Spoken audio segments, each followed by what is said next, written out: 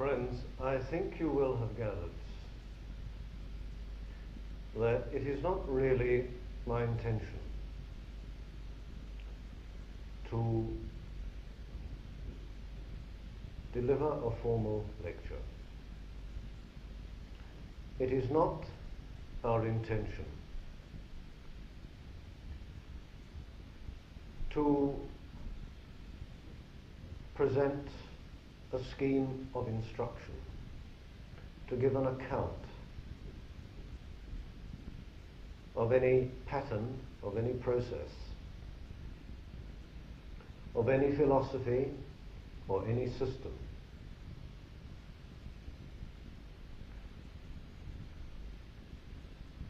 Even those endowed with great repute and veneration.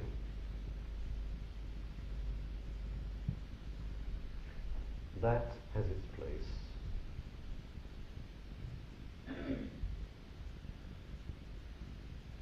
We seek rather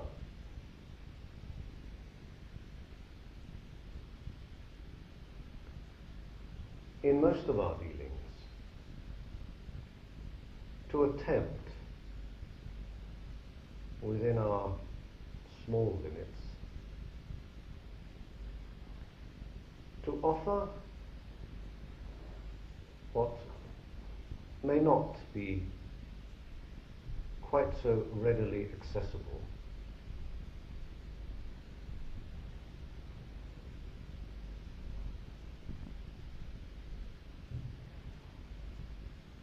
in the normal way our subject is dealt with.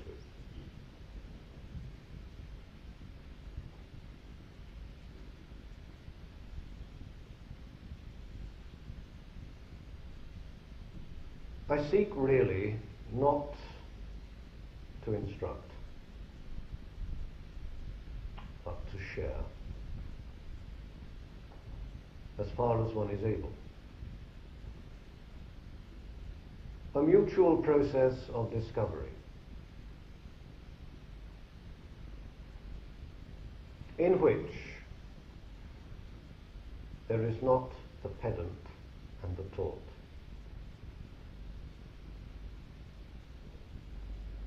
But only, I would hope, through our shared emptiness,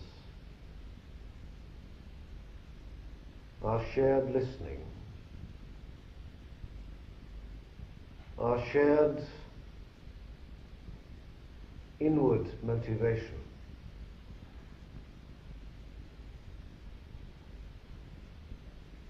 a need to feel beneath the surface of things, meaning primarily the surface of ourselves.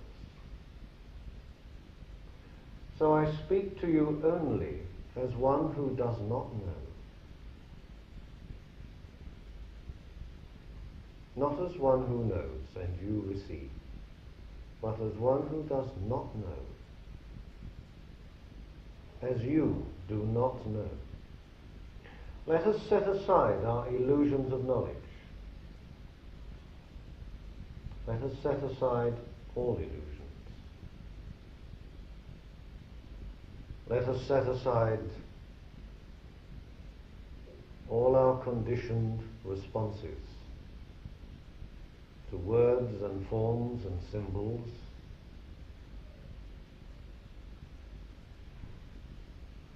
Let us, in short, be ourselves in the deeper way. And in this deeper way,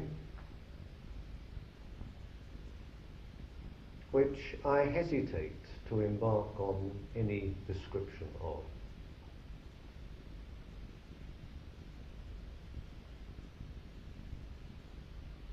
we acknowledge our shared unknowing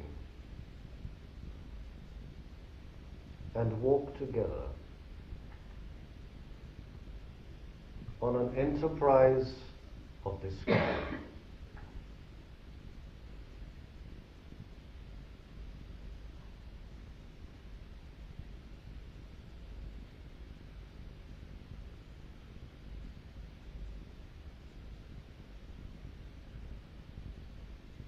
Our discovery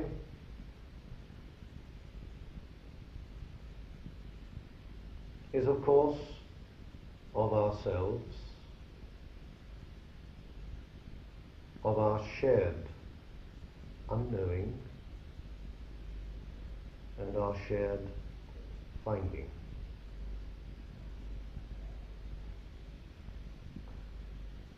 But last night we dwelt a little in feeling through this approach together. We dwelt a little on what is surely a fundamental fact.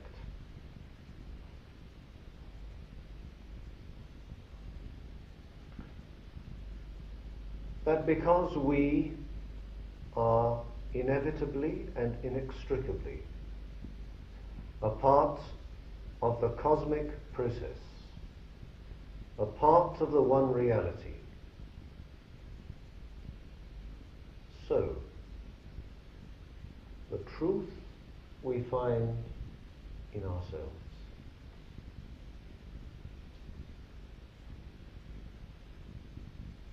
is indivisible from all truth, and all truth is indivisible from our deeper nature.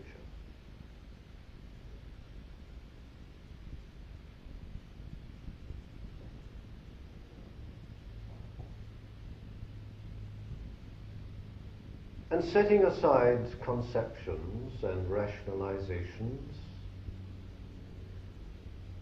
surely,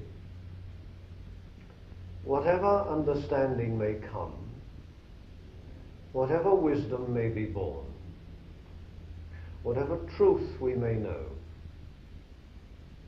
is a movement, an energy, an interaction, a flowing, a growing and a flowing.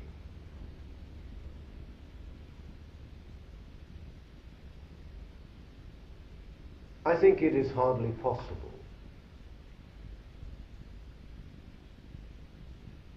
to come upon an occasion like our retreats, in which we experience and explore on many levels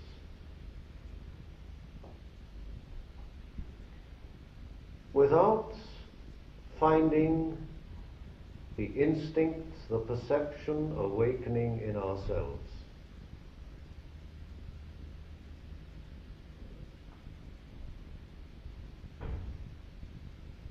of an extra dimension of sharing, which paradoxically comes as the concomitant of a finding within ourselves, so that our individuality is a fact and must become a greater fact. But as we find it, also, if our sense of the flow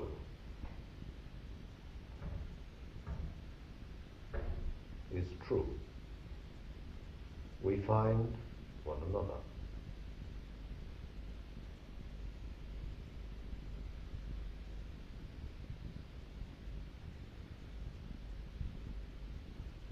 The strength in ourselves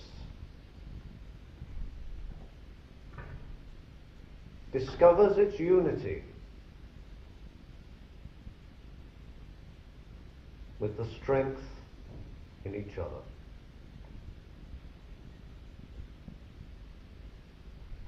There is little need for messages.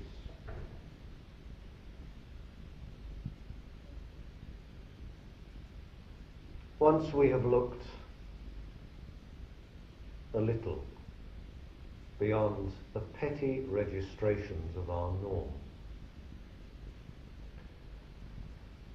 There is little need for the formalities of instruction,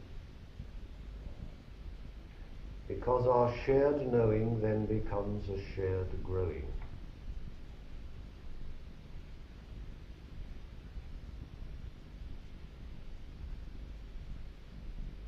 Some of us may well be familiar with the teachings of Vedanta, the great Indian wisdom system. Some of us may be familiar with the paradoxes and profundities of Zen in its formal aspect and presentation.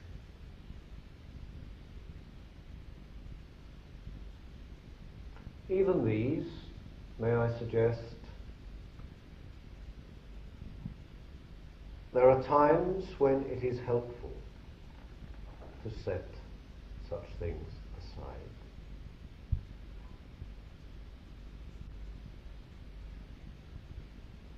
And look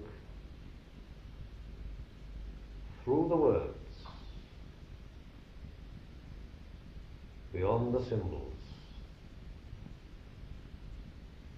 as we can, because we are human beings.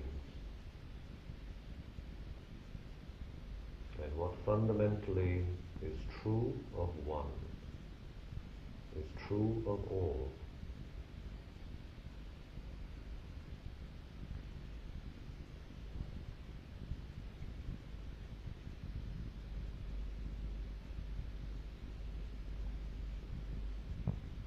So,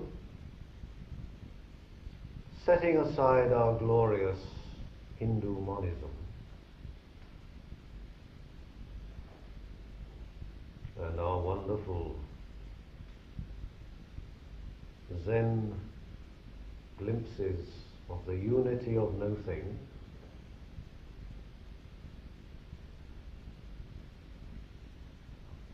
it is helpful, I feel.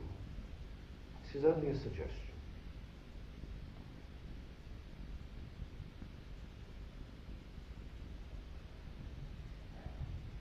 As we explore, to feel the interrelationship of ourself with ourself, of life with life, of all things as the interaction of polarities leading to a true and transcendent unity. But the interaction of polarities.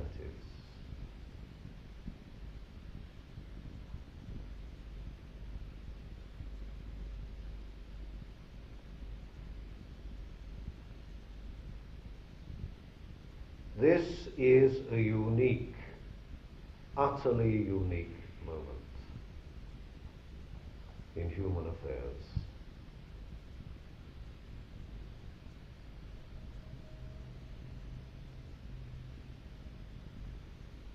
Every moment is unique. Every moment has its profundity, its beauty, its revelation. But I don't think we have to be very perceptive with claims to wisdom and all that to feel deeply that now is a crucial phase in human unfolding. And the past can never account truly for the instant. And the wisdom of the past, revered as it is, can never fully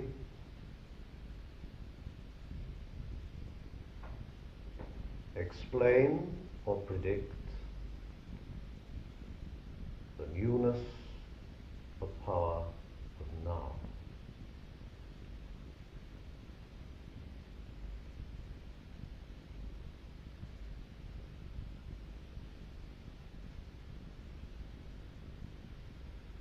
This is a tremendous time.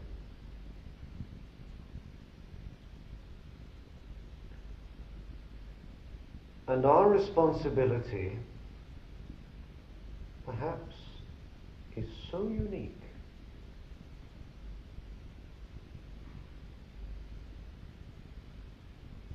that we cannot even allow ourselves to begin to comprehend what our responsibilities are. Because the implications would seem to be, would they not?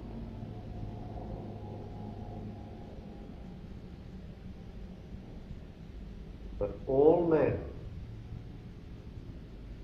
must discover the truth of this deeper movement within themselves and become thereby, all men become thereby the priesthood of the universe.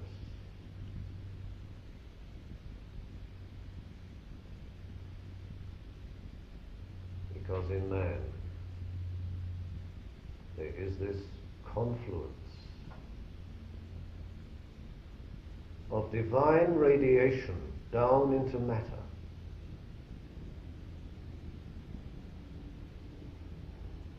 and the combustion of matter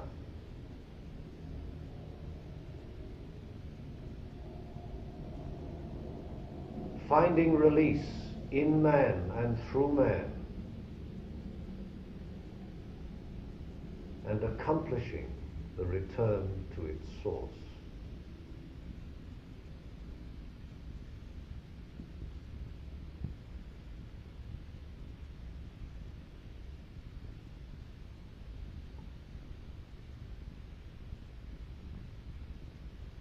I wonder if I could dwell just a little on why the old ways cannot entirely suffice.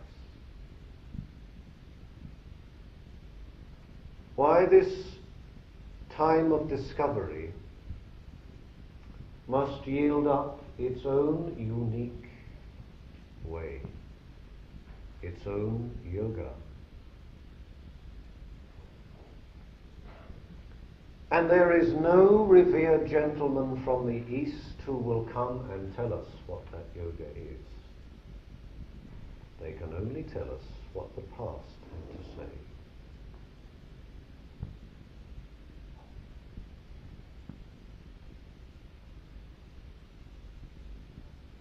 What is now? What is being born in us now? What truth is seeking to discover us now? What are we now?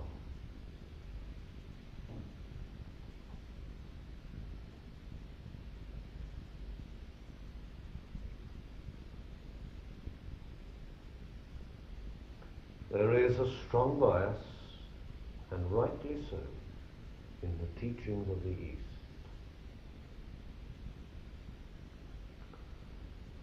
To reveal the approach to truth as an ascent from matter,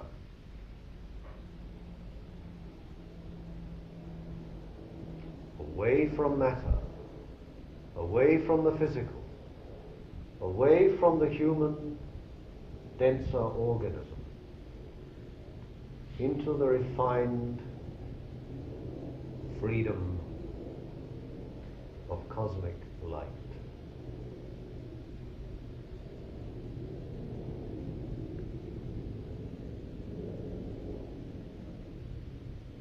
Now this is right.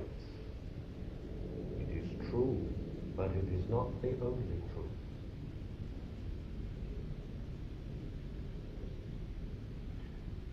As has indeed been indicated by sages of our time,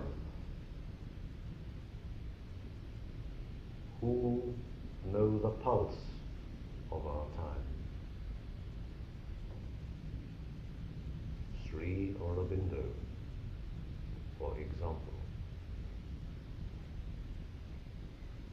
who affirms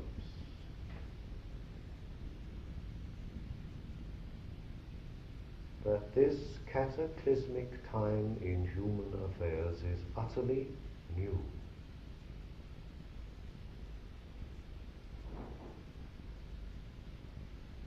That there is a manifestation which he describes as the descent of supermind into matter through man.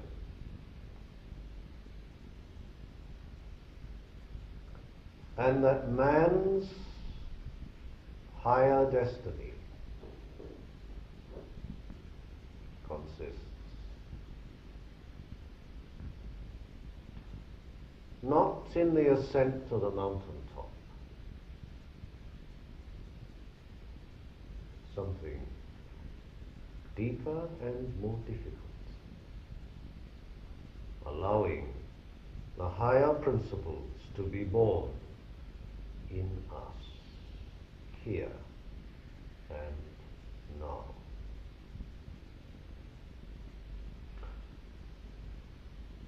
So that our living and experiencing becomes not an ascent from relative darkness into greater light, but an invocation of that greater light to descend and occupy this sad little vessel.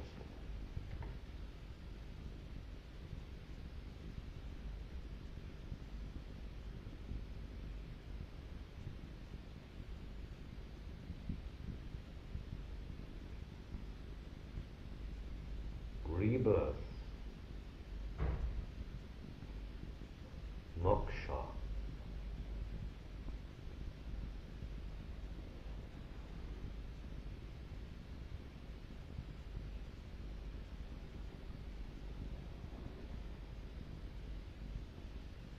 it is up to us, friends, to feel the flow, move with it, hear it speak in many ways.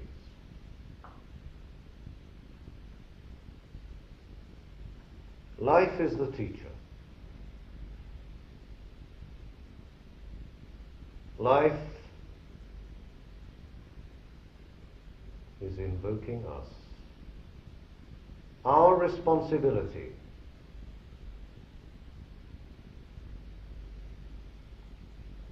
is merely to open our eyes and our ears and our fuller sensibilities and receive what life is saying to us. The Guru is dead. Life is the teacher.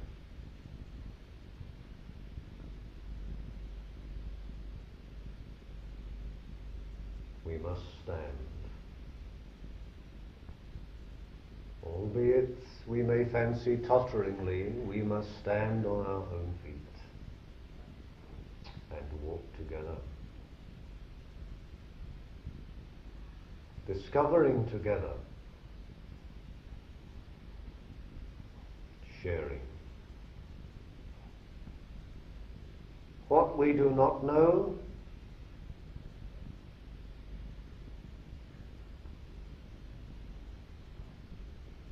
and what we do know, as a mutual fact. No man is an island unto himself entire.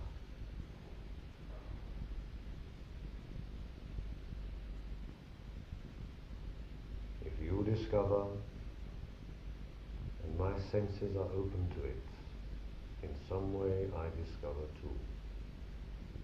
We are not separate. We have a shared responsibility, a shared knowing and a shared loving.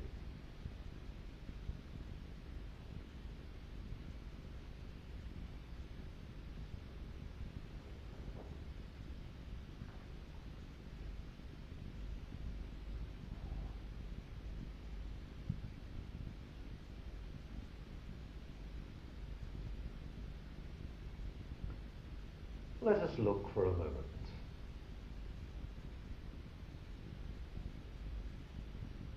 at the symbol of the cross.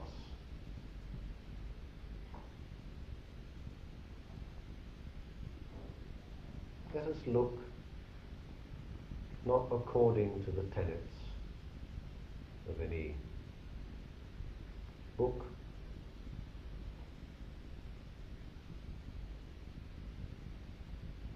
but what do we feel?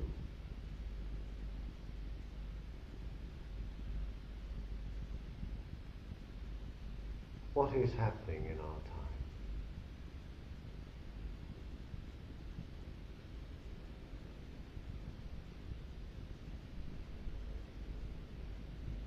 We are told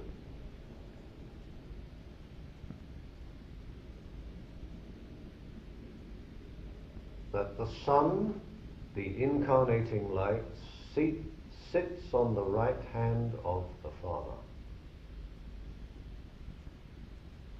What is on the left hand? Surely the Holy Spirit.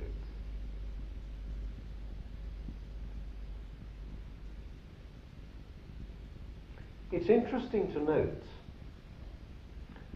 that in early texts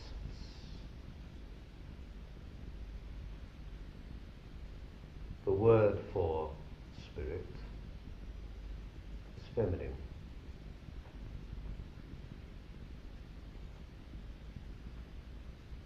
The Holy Spirit is not a he, it is a she.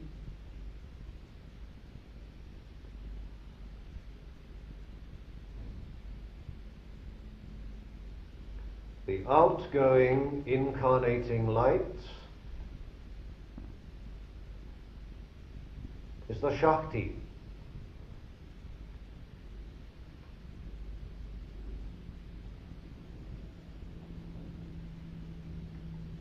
The returning, the ascending power is the Shakta.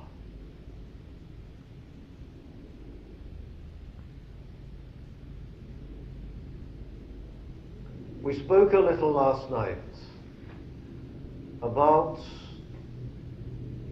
the formative interrelationship of the living earth and the living sun with the living cosmos, because the cosmos is within ourselves. The earth is within ourselves and the sun is within ourselves.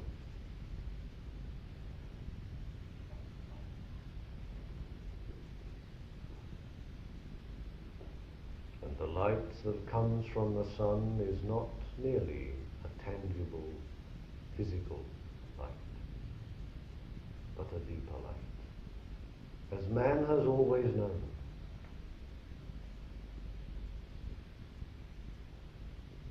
As we surely feel.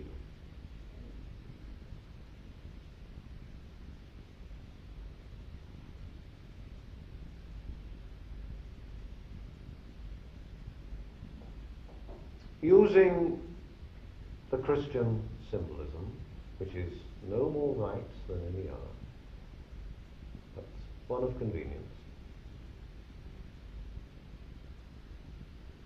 this symbol of the cross,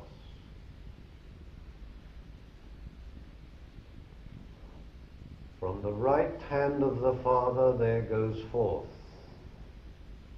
the incarnating light down to the earth, into the earth, deeply into the earth.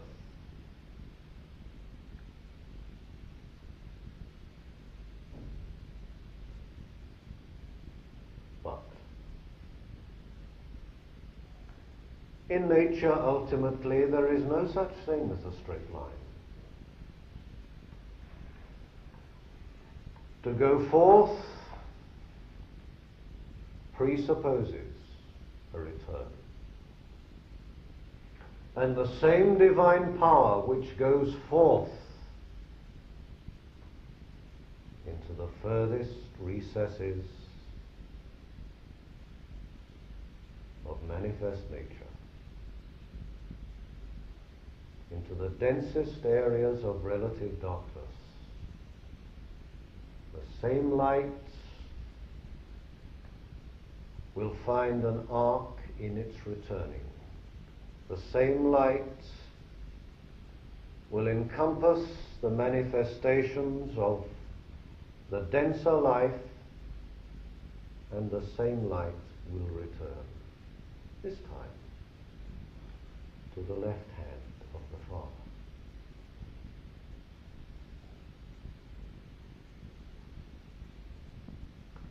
Using for a moment the convenient symbolism of Jacob's ladder, the bridge, the ladder between heaven and earth, and angels ascending and descending, or forces and powers ascending and descending between heaven and earth. The Ida and Pingala of Tantric Yoga is not merely an individual fact, but a cosmic fact.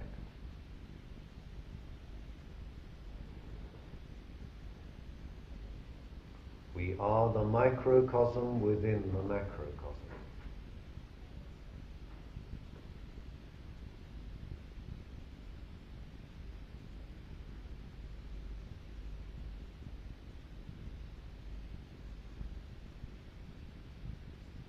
So the same Spirit which goes out from the Father in its returning is the negative current.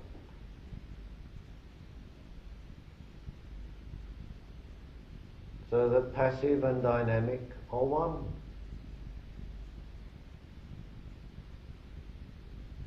And the manifest nature through which that one power passes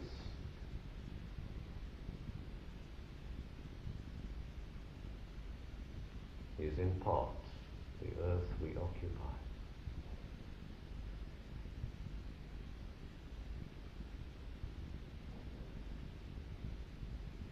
And now we come to a great paradox.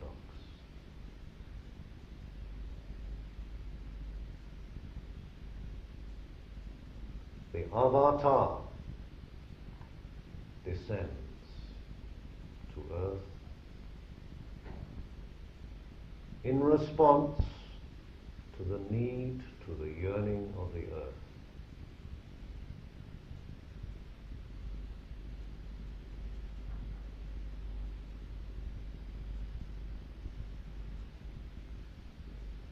And the earth power ascends in response to the need, to the yearning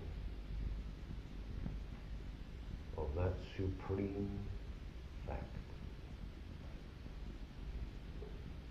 whose cosmic love is expressed in the words, "Come unto me."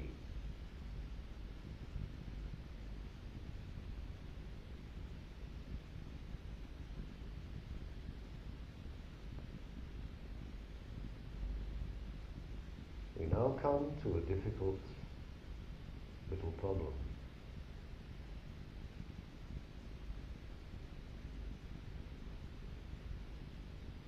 Somewhere along the line we encounter evil. What is this evil? In one sense, avidya.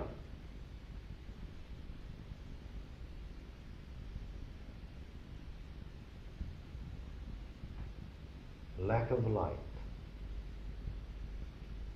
remoteness from the source. But in another sense, it has a more dynamic aspect, as we know, in ourselves.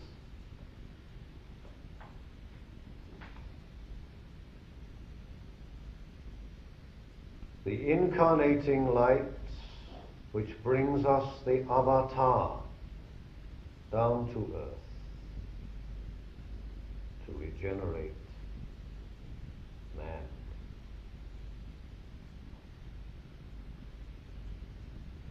Continues its journey deep into matter, and it energizes what is. It energizes the darkness. It creates dynamic in the darkness. It brings turmoil into the darkness. I come not to bring peace but a sword.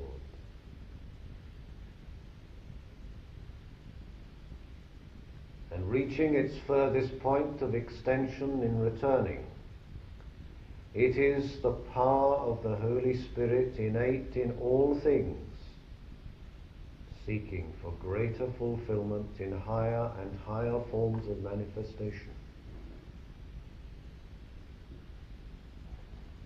And there is in manifest nature the confluence of the descending light and its line of ascent. And there is turmoil in the subterranean areas of non-manifestation.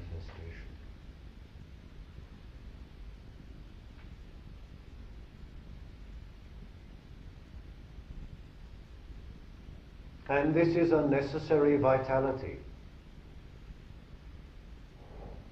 It is a necessary dragon which is aroused by this encounter of matter and spirit. And the challenge to us, friends, is not least, how do we deal with this dragon? For it must exist. It must be. It is energy. The Spirit has animated matter. It has released the trapped forces from matter. And that fact is in ourselves, that it is in the cosmos. And this energy must be. Because without energy, without fire, without power, we are nothing. Our problem is a problem of adjustment, of channeling,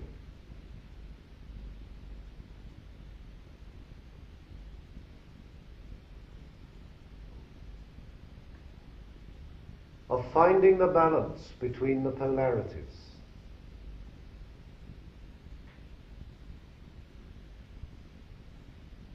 Of not retreating from the combustion of spirit and matter.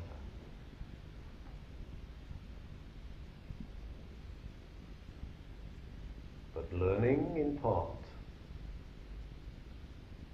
how to deal with our dragon without being consumed by our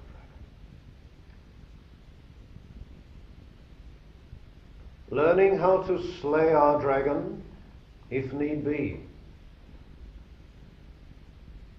Which means, because all death is a release of energy, means the transformation of this troublesome power into higher levels of manifestation. This is our responsibility. This is our yoga. Not for us to flee from matter. Not for us to hide from the dragon. Not for us to go to the mountain top and hope it will go away. Life demands of us that we accept the challenge of here and now. Life demands of us that we accept the challenge of ourselves.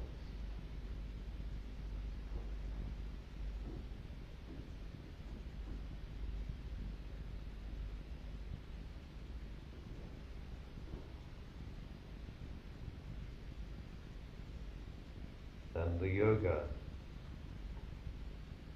I'm happy to say,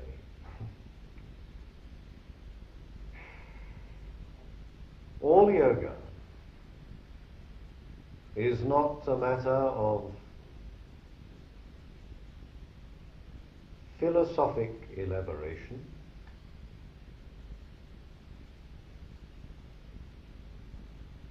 academic pursuit,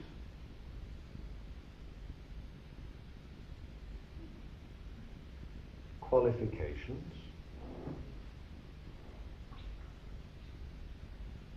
but of the cognition of the fundamental forces of life itself. If we know ourselves, we know life. Or more truly, if we know ourselves, then life knows us. And life uses us. And life needs us. Otherwise, we are expendable, unnecessary.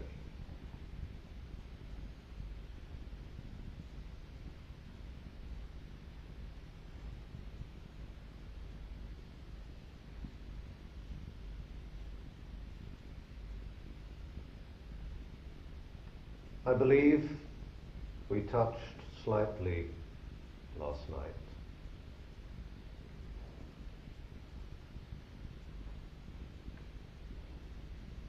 on the perception that may come that as the earth current rises, it gives birth to the elemental level of man, the elemental earth man.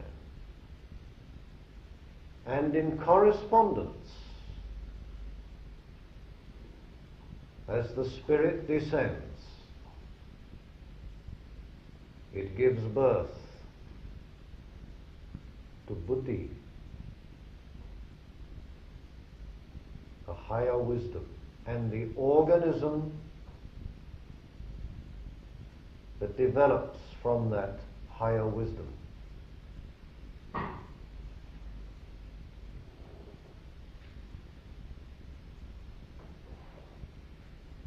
Just as the earth nature, the instinctive nature, gives birth to the elemental man.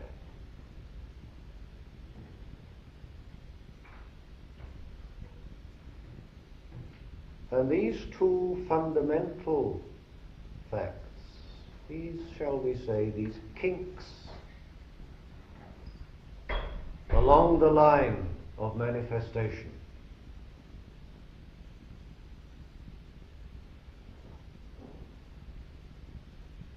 project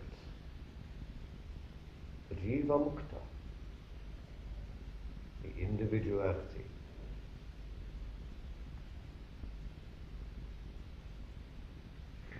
And it is some problem to us, this question of individuality, not least because our Eastern teachings tell us we must eliminate the ego.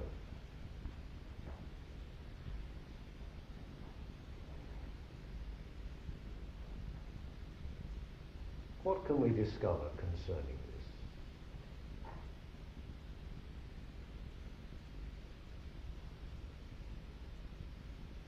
I wonder if this is a helpful thought.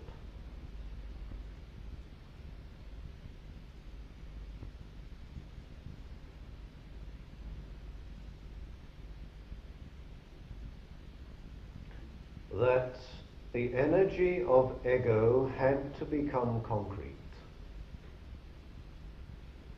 in order to facilitate the ascent of the human organism from matter that dramatic, unique ascent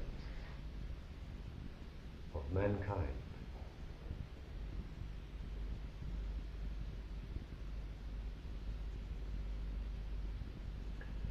But before the emergence of strong ego, there was, shall we say, pre-ego.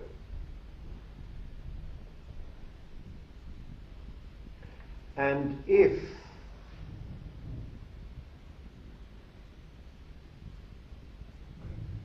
the weak ego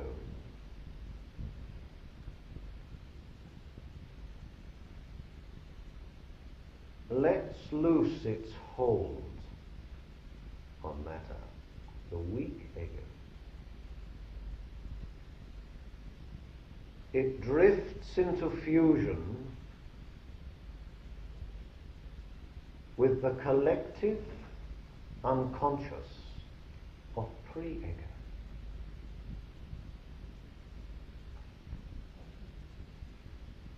And that, in the evolutionary sense, is not helpful. It is futile to say to a weak, disturbed, unhappy little ego, let go of yourself and give yourself up.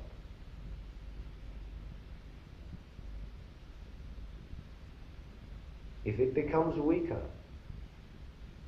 it will regress into the collective unconscious of pre-ego.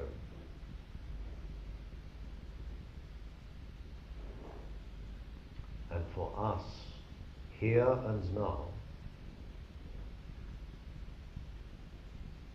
the necessity is for a strong and stable ego that is earthed, the triangular earth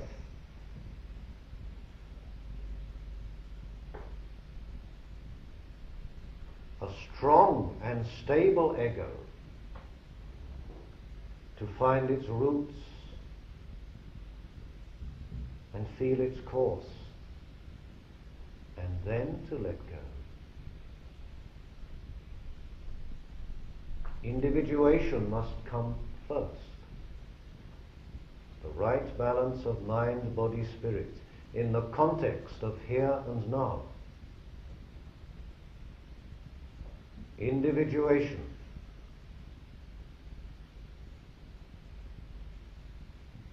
Not separation. Unity, individuation, here and now. Only the strong ego has the strength to let go of itself.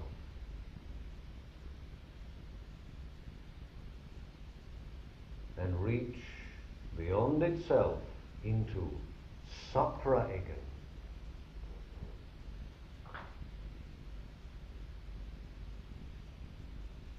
The weak ego, if it lets go, will regress into, as the great Dr. Jung puts it, the weak ego that lacks individuation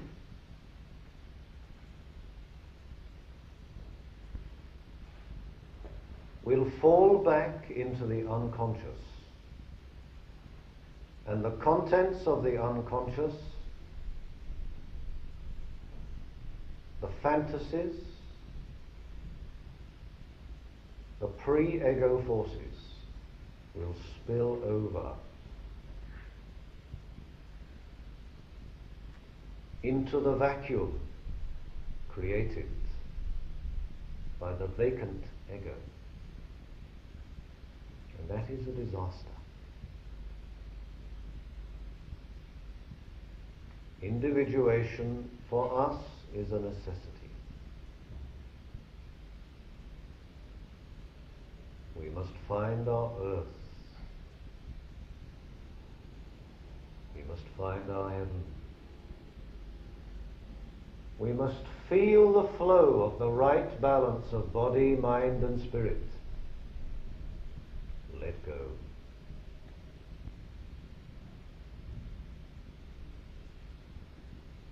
Centering means the strong and empty center.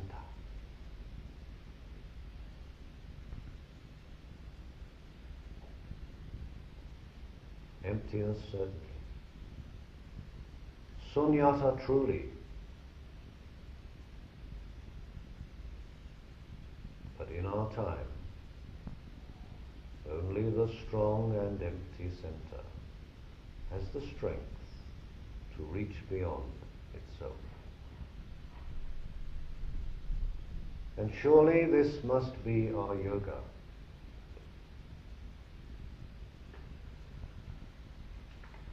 Not to make a series of clever inventions, but for life itself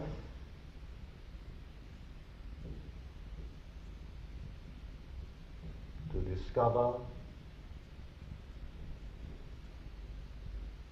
its deeper purposes within our coming and our going. For life itself, for wisdom itself,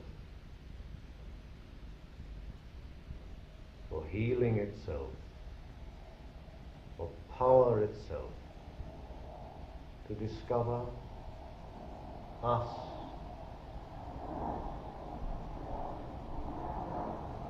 in our strong emptiness.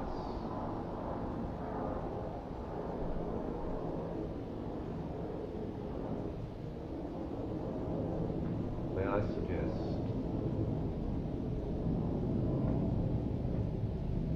that this may be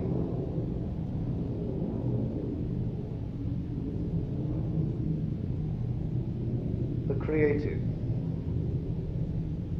perception of ego and non-ego now.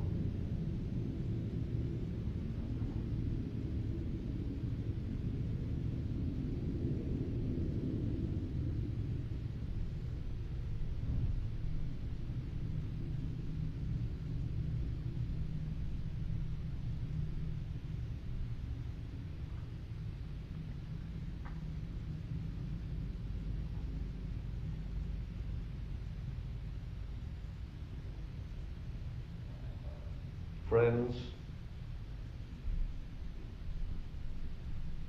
the entire spectrum is beset with paradox. It is more difficult for us, I firmly believe,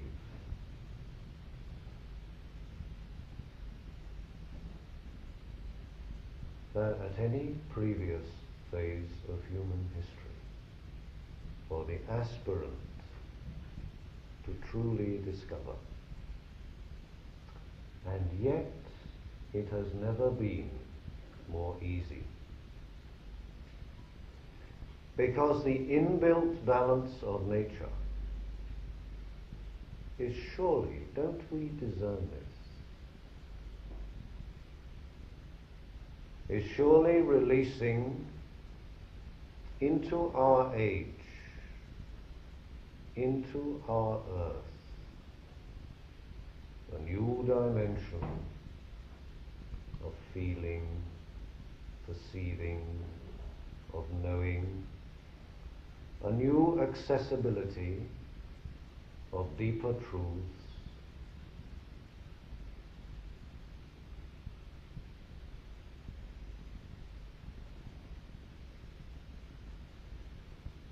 it is more difficult, and yet, at the same time, it has never been so easy. Please don't ask me to explain.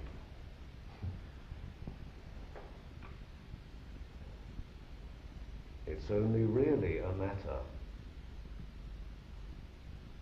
of our opening our eyes and our ears and receiving and perceiving the uniqueness of our opportunity.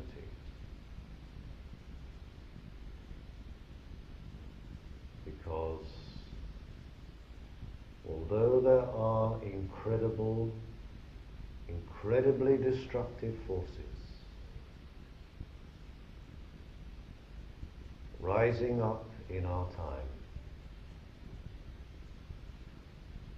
The power of the light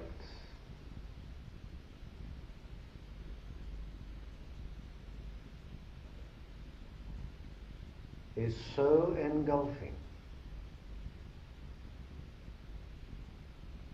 that, difficult though it may be, what a privilege it is to be alive now. What a privilege it is to be here now. Let us then truly be here now.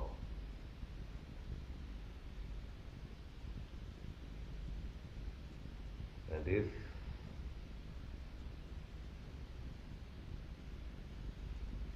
we have equipped ourselves as we have the means to do,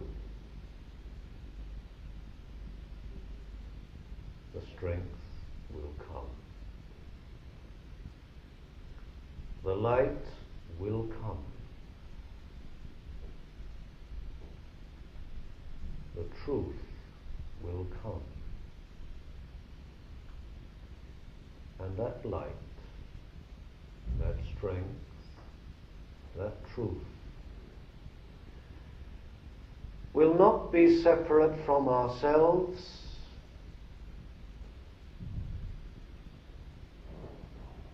but will be primarily of ourselves, with ourselves. There is no separation between within and without.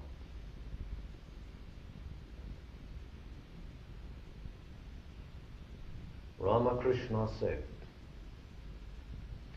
"The grace of God is like an ever-blowing breeze. We have merely to hoist the sail."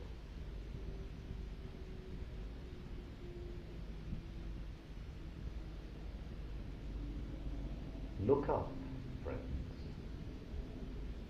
Let our feet be on the earth, but look up.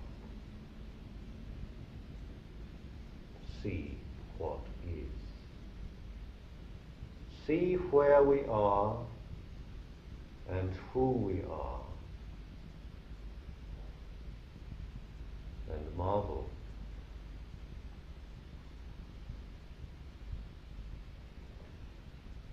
And marvel. It is incredible what you are.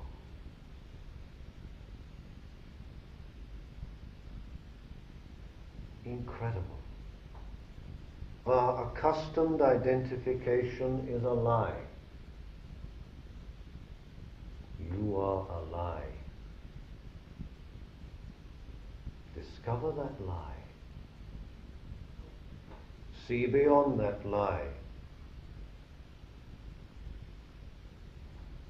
Disperse that lie.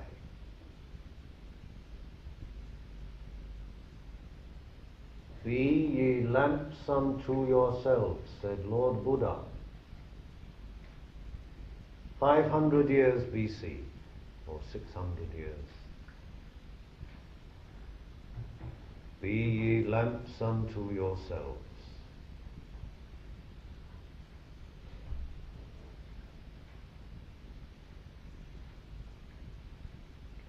There is no deeper truth.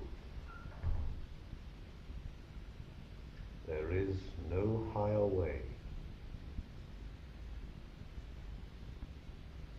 And if we are moving with the deeper flow, the way becomes us.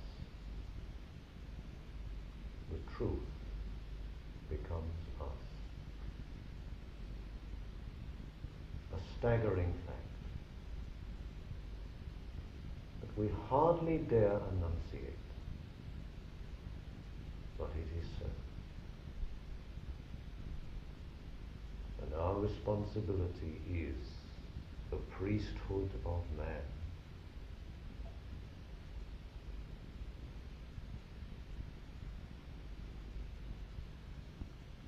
To foster the earth, protect the earth,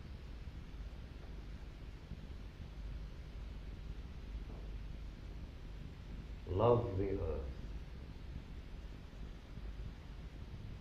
by receiving the light.